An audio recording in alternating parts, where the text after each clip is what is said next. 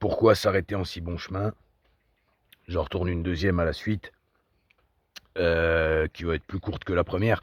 Je voulais juste parler, un petit coup du Douk. Comme si ça avait pas assez, enfin déjà assez été fait, mais on n'est pas à ça près, hein, on n'est pas à une de plus. Donc le Douk, qu'on présente plus, ici dans sa forme, originale. Il en existe beaucoup de versions, enfin la maison Cognet a fait beaucoup, de modèles de couteaux. Je pense que le Douk, c'est un des plus connus. C'est un peu la guerre Douk Opinel. J'ai mon Opinel que vous avez vu dans la vidéo juste avant. J'ai que celui-là d'Opinel vers moi juste maintenant. Le petit opéra en inox sur une base de numéro 8. À savoir que moi, l'Opinel que je préfère, ça va être le numéro 10. Je trouve que c'est la meilleure taille, qui peut le plus peut le moins, comme on dit. Et sur le numéro 10, bon, le 8 est excellent, hein. Mais si je devais choisir qu'une seule taille, je choisirais le 10. Mais pour vous donner une idée de taille du Douk, on est sur le grand modèle qui m'a été offert par mon pote de la chaîne, l'outil primitif, qui, comme moi, a du mal à trouver du temps, à se débloquer du temps pour se faire des, pour trouver, enfin, pour trouver le temps pour faire des vidéos. C'est pas qu'on n'a pas envie de se bouger le cul, au contraire, hein.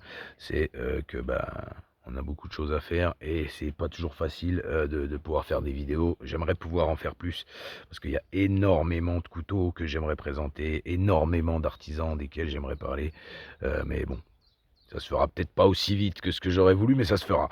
Alors, du coup, le grand Douk à côté, il existe en petit. J'ai pas de petit, parce que j'en vois pas forcément l'intérêt pour l'instant en tout cas. Ceci dit, peut-être pour la collection, j'en achèterai un jour.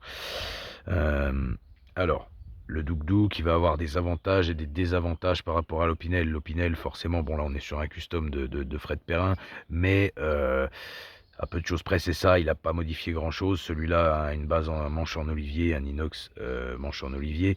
Euh, il a pas modifié grand-chose. On va avoir une bien meilleure prise en main sur l'Opinel de base par rapport au Douk qui lui est vachement plus fin, arête saillante un petit peu. Mal aux mains, non, clairement pas. Il y en a qui vont dire que oui, c'est pas un couteau qui fait mal aux mains, le cran est assez sûr, hein. Pourtant celui-là il a déjà servi et le cran il est toujours balèze. Je sais qu'il faut pas faire ça, mais bon. Le cran est toujours assez costaud, il existe en inox, alors plein de couleurs de manches maintenant. Enfin voilà, je peux pas dire grand chose de plus parce que j'en parle comme si je parlais à quelqu'un qui connaissait pas le couteau alors que tout le monde connaît ce couteau là. Mais bon, voilà, c'est un couteau français. euh, Ici on représente. Et du coup je voulais quand même en parler quoi. J'aime beaucoup. Il faut un peu soutenir, même si c'est pas forcément le couteau pour certains qu'on va utiliser le plus. Moi honnêtement, je préfère largement acheter ça qu'un Civivi. Et, et je trouve que c'est un couteau à avoir comme l'Opinel, comme d'autres, comme le Layol, pardon, comme voilà, comme plein de couteaux. Je trouve que c'est intéressant aussi de se faire une collection de couteaux français. euh, Parce que ça fait marcher le marché et puis ça fait vivre des entreprises comme Cognet, comme Opinel et c'est un peu, ça fait partie du pays. Toutes ces marques Opinel, tout ça, c'est des trucs, voilà. Donc je trouve que c'est assez important d'en avoir, donc assez important d'en parler, et j'en parle. Du coup, celui-là, lame carbone, alors, je vais pas rentrer dans l'histoire de Cognet, de tout ça. Je vous présenterai d'autres Cognets. Il y en a que j'aime beaucoup. Par exemple, collab avec Fred Perrin, le Van de Douk, qui a une forme de Vendetta, mais dans l'esprit du Douk avec ce manche en tôle plate. Là, on est vraiment sur le Douk original, grand modèle. On est sur le grand modèle sur 20 cm, sans la bélière. La bélière, alors, elle peut servir à bloquer la lame en position fermée pour éviter, soi-disant, qu'elle s'ouvre. Après, voilà, elle est là par esthétique, elle est là par praticité. On peut accrocher une petite, on peut s'en servir, comme je disais. Alors moi, j'ai de la chance, le mien est pas mal centré. Ils sont pas tous exactement centrés, hein. C'est des couteaux rustiques, hein. C'est pas du couteau ultra haut de gamme, avec des finitions au poil de cul. Là, c'est vraiment pas ce qu'on recherche, hein, sur un couteau comme ça et c'est aussi un couteau qui coûte 20-30 balles donc voilà, moi du français à 20-30 balles, je trouve ça génial. Là, on est sur le Douk Douk, l'esprit, mélanésien à la base. Alors comme je disais, je vais pas rentrer dans l'histoire, mais en gros, c'est ça, et à savoir que ce couteau-là, a été assez mal vu, pendant la guerre puisque, il y a la fameuse histoire du coup de marteau ici qui en fait une lame fixe. Même si, je vais pas le faire pour la démonstration, mais je pense que c'est pas aussi solide qu'une lame fixe. Après c'est sûr que voilà, si on le destine vraiment à un couteau, pour saigner, ça va être plus peut-être un peu plus sûr que la lame ait de moins de chances de se replier. Mais bon, voilà. Couteau, terroir au même titre que l'Opinel, que le Nontron, que tout ça. Au final la vidéo, ça va pas être une vidéo vraiment, heu, je vais pas dire pas intéressante, mais je vais rien apporter d'incroyable en parlant de ce couteau. C'est juste que voilà, c'est un couteau français et ça fait plaisir. Donc il existe en lame inox, il existe en tas de couleurs différentes. Je bafouille un peu, je l'ai déjà dit, mais on va avoir du violet, du vert, du jaune, du rouge, du noir, enfin un tas de couleurs différentes. Il existe en géant aussi, comme un peu l'Opinel numéro 13 par exemple, qui va être le géant de chez Opinel. Voilà, je vois pas trop l'intérêt, plus pour la collection, à la limite à la cuisine. On a une lame beaucoup plus épaisse que sur un numéro 8, hein, un peu de choses près, on est sur la taille d'un 8. Je dirais qu'il est plus équivalent à un 9, peut-être le Douk Douk XL, mais j'ai pas de 9 sous la main là. Euh, alors, voilà, après à vous de savoir vraiment ce qui vous intéresse le plus. Si vous voulez plutôt un couteau plat qui va peut-être être plus solide qu'un Opinel. Alors, franchement, la question pour moi, c'est kiff kiff. Si on pense par exemple à l'ami Jean-Luc, salut Jean-Luc si tu passes par là, les Opinel, il a certains Opinel qu'il a depuis qu'il est gamin limite et on peut garder un Opinel toute sa vie, au même titre qu'un Douk Douk. Donc c'est pas vraiment la question solidité je pense, même si le manche de l'Opinel peut bouger avec l'humidité, patati patata. Maintenant on sait comment remédier à ça, on n'a pas besoin d'y revenir et du coup je pense pas vraiment que c'est la solidité qui va les départager, ça va plus être si vous préférez avoir vraiment un blocage pour être sûr que la lame se referme pas. Le Douk Douk c'est un cran forcé mais je répète assez sûr. Et encore une fois mon pote de la chaîne, d'ailleurs que je vous invite à aller voir, l'outil primitif, en a un depuis des années et le cran est toujours très sûr, le cran reste bon et voilà. Et au pire c'est un couteau pas cher et je suis même pas sûr que si par exemple c'est le couteau de votre grand-père ou je sais quoi et que vous n'avez pas envie de le changer, à tous les coups en demandant un cognet ils vous changent leur sort, ils vous le réparent, il y a moyen. Je dis pas que c'est possible parce que j'en sais rien, j'ai jamais fait le truc, mais je pense que ça devrait être faisable. Si vraiment c'est un couteau auquel vous tenez puis que vous voulez pas le changer, s'il est encore utilisable, que c'est juste le ressort qui est un peu trop mou ou caisse, il y a moyen je pense. Au même titre que l'Opinel, il y a moyen de faire du custom dessus. Je vais vous montrer un petit custom de Douk que j'ai fait à côté. Alors, pas pour les vendre évidemment, hein, pour usage personnel, à la limite en cadeau. Mais voilà, c'est vraiment pas pour les vendre, c'est plutôt pour voilà. Je sais que la forme de lame, j'aime bien faire une forme de lame assez pareil. Si vous aimez les Douk Douk, les couteaux dans ce genre, clairement une chaîne à aller voir. C'est couteaux de collection qui a énormément de Douk Douk, qui en a des très beaux, qui en présente des très jolis, qui lui aussi fait cette modification de la lame comme ça là, en mode clip point, un peu en mode trappeur. Ça fait clairement une lame de trappeur après je trouve, qui est très jolie. Enfin voilà quoi, le Douk Douk, un couteau avec plein de possibilités. Honnêtement, moi je vous conseillerais ni l'un ni l'autre, je vous dirais achetez les deux. Parce que pour le prix d'un Civivi, on peut avoir un Opinel et un Douk Douk qui vont durer pour moi beaucoup plus longtemps. C'est un achat beaucoup plus raisonné et sensé pour moi qu'acheter un Civivi. Je crache pas sur Civivi, attention, hein. Mais voilà. Ceux qui aiment l'inox, ils ont de l'inox. Alors, par contre, là, comme ça, l'acier inox du Douk, si tu passes par là, mon ami, encore une fois, de la chaîne L'Outil Primitif. Je sais pas si tu veux que je dise ton nom, alors je suis un peu emmerdé, donc je vais dire L'Outil Primitif. C'est bizarre hein, d'appeler L'Outil Primitif. Alors si tu passes par là, L'Outil Primitif, tu nous mets un petit commentaire. Je sais plus si c'est du 12C27 ou du 14C28N. Il y a plein de séries de Douk Douk qui ont été vraiment, vraiment cool. Avec les Sons of Douk Douk, il y en a vraiment des très, très sympas. C'est un couteau qui est vachement similaire au Lierand, par exemple, aussi. Enfin voilà, il y a beaucoup de couteaux desquels on pourra reparler français. Il y a beaucoup de vidéos qui ont été faites. Si vous êtes intéressé par ces vidéos, ces couteaux dans ce genre-là, ces plats, je vous invite à regarder Mercator, Lierand. D'ailleurs, on fera peut-être une comparaison Douk Douk Mercator. Parce que pour moi, la France gagne pas toujours, même si ça m'emmerde de l'admettre. Mais honnêtement, si on parle juste du couteau en lui-même, si on oublie d'où il vient, si on oublie tout ça, j'aurais peut-être une petite préférence pour le Mercator. Déjà, il y a une pompe. Je trouve que la prise en main est encore meilleure. Alors bon, évidemment, c'est pas une prise en main incroyable, hein, c'est tout plat, c'est fin, voilà. Mais le Mercator, un petit plus sur la prise en main du Mercator. Et j'aime beaucoup le Mercator, mais franchement, c'est kiff-kiff. Hein. Enfin bref, l'Iran de Mercator, si les couteaux dans ce genre-là, ça vous intéresse. Très très bon choix aussi à regarder, à comparer. Voilà un peu ce que j'avais à dire sur le Douk Douk. Donc on peut se faire des délires. Là, c'est un custom de Fred Perrin sur ce numéro 8. Et on peut également faire du custom sur un Douk Douk. Alors, un peu plus complexe qu'un custom sur un Opinel, je pense, parce que là, à part modifier la forme de lame, sinon il va falloir vraiment virer les rivets, refaire des rivets, remater tout, si vous voulez mettre des plaquettes. Là, c'est un custom que j'ai fait sur un Douk Douk inox 14C28N qui m'a été offert par le même ami qui m'a offert celui-là. Et on sauve beaucoup de choses avec mon pote l'outil primitif. Et là, c'était un Douk Douk qui m'avait offert et j'y avais dit, écoute, ça te dérange si je le modifie, j'ai envie de me faire un délire, mon Douk Douk, d'après mes goûts et tout ça, me faire mon custom de Douk Douk. Alors évidemment, pas pour vendre, pas pour tout ça, juste pour moi, personnellement, quoi.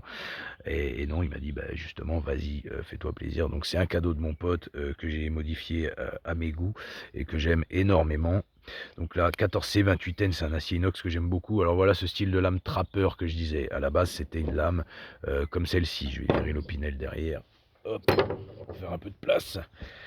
Donc voilà, on peut s'amuser à faire des customs sur des douks. Ici, on a cette lame trapper. J'ai fait un très très léger contre-tranchant dessus. Finition stonewash. Voilà, donc c'est un inox, un petit contre-tranchant tout simple, tranchant d'origine du Douk Douk, c'est terrible, ça coupe, terrible, le tranchant est très fin, c'est très très agréable à utiliser. Voilà, une petite couleur sur le manche à la base qui était là. La bélière, pareil, j'ai dû en refaire une parce que celle d'origine ne pouvait pas aller par rapport aux plaquettes, enfin, c'était compliqué. Donc voilà, une autre bélière qui a été forgée, enfin forgée c'est un bien grand mot, hein, c'est pas forgé comme un couteau. Hein. Rematage des rivets, j'ai mis des petites rondelles en laiton que j'ai faites moi-même dans des étuis de cartouches. Et ici, on est sur un manche en os de chameau cerfé. L'os cerfé, c'est une matière que j'aime énormément. J'ai volontairement fait un manche assez balèze par rapport au couteau. Là, la prise en main est vraiment excellente. Et puis après, bah voilà, on a le ressort à l'intérieur. Ça fonctionne comme un Douk Douk normal, un cran forcé. Voilà. Alors évidemment, ça change complètement du Douk Douk traditionnel. On aime ou on n'aime pas. Moi j'aime beaucoup vu que je l'ai fait à mes goûts, donc voilà, évidemment je serais un peu con de faire un truc que j'aime pas pour moi. Mais voilà un peu ce qu'on peut s'amuser à faire aussi avec du Douk Douk. C'est très très sympa. Et voilà quoi, ça change et ça reste un couteau français. Customisé par un Français, même si je répète, pas à vendre. On ne vend pas ces trucs-là, c'est pas fait pour ça, c'est pour notre plaisir personnel, à la rigueur pour les amis, comme je disais. Mais voilà, on peut avoir un petit truc perso. Je sais qu'il y en a beaucoup qui aiment customiser les opinels, à savoir que c'est aussi possible sur le Douk. Voilà ce que j'avais à dire sur le Douk Douk. Bah, je peux vous le comparer, hop, c'est aussi un grand modèle, hein, celui-là, inox. En fait, j'avais offert mon Douk Douk à la base carbone que j'avais beaucoup utilisé. Je l'avais offert, pour tout vous dire, aux copains de ma cousine, enfin au mari de ma cousine, et mon pote m'avait dit: «C'est inadmissible, tu peux pas être sans douk-douk», donc il m'avait offert, 2 ou 3 douk-douk je crois. À savoir qu'il fait pas les choses à moitié.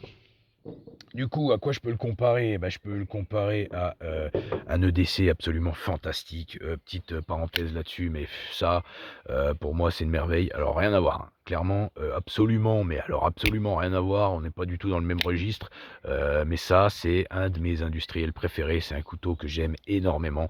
Si vous voulez un Spyderco, style Endura, pensez à celui-là. Il y a pas que le Endura, et pour moi, celui-là, le Stretch 2 ou le Stretch 1 si vous le trouvez, mais il est plus produit, est beaucoup mieux que le Stretch 2. Ce couteau, ça fait des années que je l'ai utilisé, il a fait des trucs. C'est un couteau absolument génial. Le Stretch 2 de Spyderco, c'est un couteau fantastique. Un de mes EDC préférés, quand en général je sais pas quoi prendre, ça arrive souvent que ce soit celui-là ou un Cold Steel. Voilà.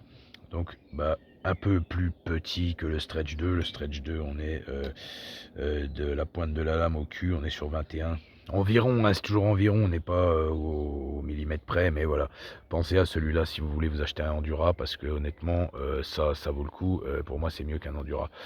Euh, le Stretch de Spyderco, et moi je le trouve très beau. Je sais qu'il y en a qui le détestent, je l'ai en plusieurs versions. Je sais qu'il y en a qui détestent sa gueule. Moi, je trouve qu'il a une gueule terrible. Voilà, voilà. Et ben encore une fois, mon pote qui m'a offert ça hier, il a une gueule de canard.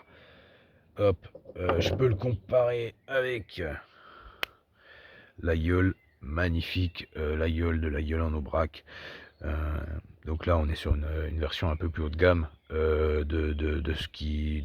Enfin, si, non, pas plus haut de gamme de ce qu'ils produisent, parce qu'ils en produisent des beaucoup plus haut de gamme que ça. Mais à savoir que c'est quand même une mouche forgée, ressort guilloché, tout ça. On l'avait déjà vu dans une vidéo, je crois, celui-là, je l'avais déjà montré. C'est un Laguiole que j'aime beaucoup. J'ai quelques Laguioles depuis, et j'adore le Laguiole, j'adore ce qu'il représente, j'adore ce couteau. Je trouve qu'il a une gueule terrible. Pour moi, il y a 3 marques de Laguiole qui sortent du lot. Ça va être Laguiole en aubrac, Forge de Laguiole, et certainement mes préférés, les Laguioles de chez Artaud, l'hippocampe, qui fait des Laguioles absolument exceptionnels. Alors, dans cette gamme-là, après, on peut partir sur du Laguiole beaucoup plus... maintenant, je ne vais pas dire artisanal, parce que ça, c'est quand même de la production très artisanale. Je ne vais pas dire artisanal, mais sur du Laguiole, pareil, ça, c'est un couteau français hyper intéressant, et on peut vraiment en parler des heures et des heures et faire des vidéos là-dessus. Évidemment, ça viendra aussi. Voilà, l'abeille, la mouche, on appelle ça comme on veut, tant qu'on dit pas le bourdon. Magnifique, vraiment très belle. J'aime beaucoup ces mouches forgées. À savoir que certains Laguioles de Angel Navarro, par exemple, le grand classique, à l'époque, avait des mouches soudées. Je vous conseille d'aller voir Couteau d'artisan, Mathieu, qui a fait des vidéos absolument géniales sur tous les couteaux en général, mais sur les Laguioles. Et voilà, on voit quelques Laguioles d'Angel Navarro sur sa chaîne avec la mouche soudée. À l'époque, ça se faisait pas trop la mouche forgée, et maintenant, sur un Laguiole, ce qu'on va considérer haut de gamme, voilà, ça va se faire. Et après, évidemment, on peut partir dans des délires encore plus haut de gamme. On peut aller sur du Munoz qui fait des Laguioles absolument incroyables.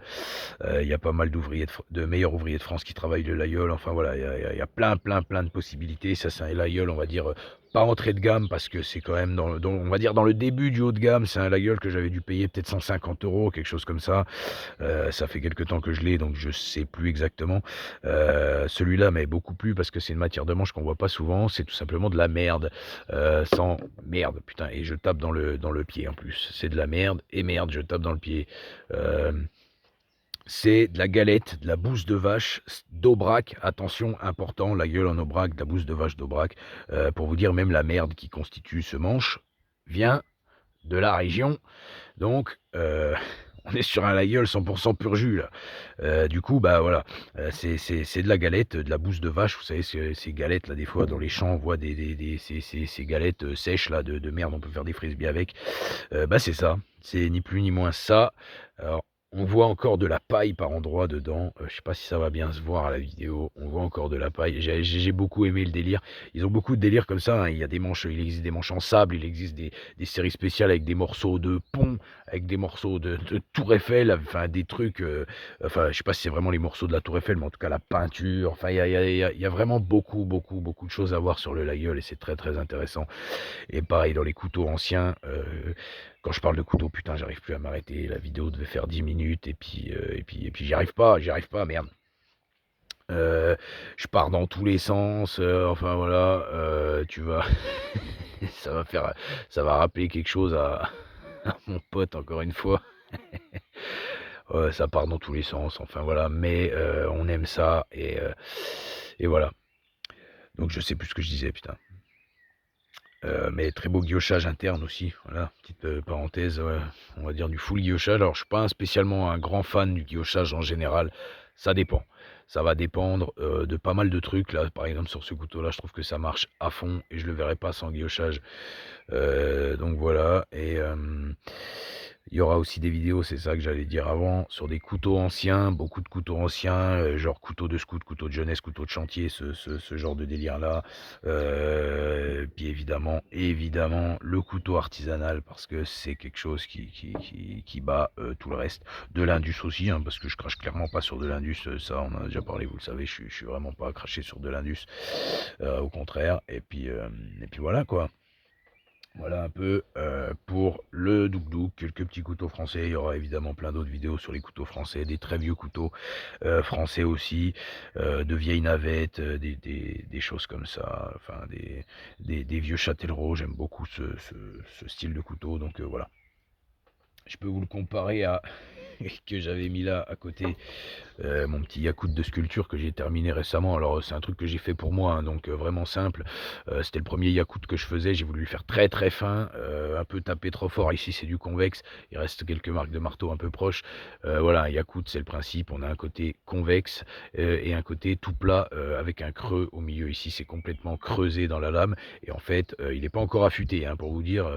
J'ai pas encore pris le temps de l'affûter, mais le Yakult c'est un couteau absolument exceptionnel. Vous en verrez d'autres artisans, hein, celui-là c'est moi qui l'ai fait. Vous en verrez des beaucoup mieux d'autres artisans sur la chaîne parce que c'est un profil de couteau que j'aime beaucoup, qui est similaire au couteau scandinave un petit peu, voilà. Genre au Puko, on voit clairement, hein, c'est un genre de Puko mais avec une lame un peu différente. Et ce qui est vachement bien avec le Yakult, c'est qu'une fois le Yakult traditionnel, on va avoir ce côté-là qui va être convexe. Ça peut être plat, mais en général c'est convexe. Et ce côté-là est tout plat. Donc en gros, c'est une émouture chisel, quoi. Là, j'ai juste fait pour la sculpture, pour le mettre dans ma petite trousse de sculpture et pour pouvoir sculpter un peu parce que c'est des géométries de lame qui mordent très très fort dans le bois et dans la matière et qui sont très très agréables pour sculpter. Donc voilà, j'avais fait ce petit couteau dans une petite chute et voilà, là ici on est sur de l'écorce de cerisier entre deux lamelles de cuir et un manche en chêne. Voilà, on voit les veinages du chêne très très très vieux, genre chêne des marais, genre Morta. C'est pas vraiment du pur Morta, celui-là, donc je vais pas dire Morta, mais c'est le même délire, quoi. Voilà, voilà. Donc le petit Yakult, et ce qui est bien avec un Yakult, c'est que c'est un couteau extrêmement simple à affûter une fois qu'il est fait. C'est chiant à faire, enfin, ça dépend, mais moi c'est entièrement forgé au marteau celui-là et c'était mon premier Yakult, ça faisait un moment que je voulais en faire et c'est pas facile à faire. Disons que c'est pas voilà, c'est pas pareil qu'un couteau classique, on va dire. Et du coup, une fois que c'est fait, c'est très très sympa pour l'affûtage parce que ce côté plat, on va le poser à plat sur la pierre. On n'a pas d'histoire d'angle, de s'emmerder avec l'angle ou quoi, et on frotte à plat et en fait on va user le couteau dans l'épaisseur. Et dès qu'on a le morphile qui passe de ce côté, le côté convexe, on le passe sur le cuir, on jarte le morphile et on a un Yakult qui coupe. Terrible, très facile à affûter. Il y a d'autres méthodes d'affûtage sur un Yakult, hein. Mais moi c'est celle que j'ai apprise et qui va très très très bien sur ce type de couteau. Donc voilà, je vous le compare à ce petit Yakult de sculpture et un autre petit que je m'étais aussi fait pour la sculpture et au final que j'utilise pas pour la sculpture, que j'utilise pas tout court d'ailleurs. Un petit branche parce que j'ai d'autres branches, d'autres artisans que je préfère. Ça c'est moi qui l'avais fait vraiment dans le même esprit que le Yakult, même type de forme de lame. On voit que c'était fait pour des petits couteaux de sculpture, quoi. Voilà, une bague en acier, un manche en branche. J'aime beaucoup ces manches en branche. Un petit cul en ivoire de facochère, histoire d'habiller un peu son derche. Et puis voilà quoi, voilà avec quoi je peux vous le comparer. Voilà, un peu dans l'esprit Pouco. Alors j'ai pas son étui cuir juste là, mais c'était pas le sujet. Voilà, j'espère que ça vous a plu. Je vais essayer de refaire des vidéos assez rapidement et puis de poster tout ça, et puis de parler de choses qui nous intéressent dès que j'ai du temps. J'essaye de faire ça. Voilà, si vous avez des artisans, si vous voulez voir d'autres couteaux de Fred, d'autres couteaux de Bill, des couteaux, enfin peu importe ce que vous voulez voir, dites-le moi dans les commentaires et puis j'essaye de faire. Là, on va demander des couteaux de Fred par exemple. Bah, juste avant, j'ai tourné une vidéo sur ces couteaux. Et puis voilà quoi.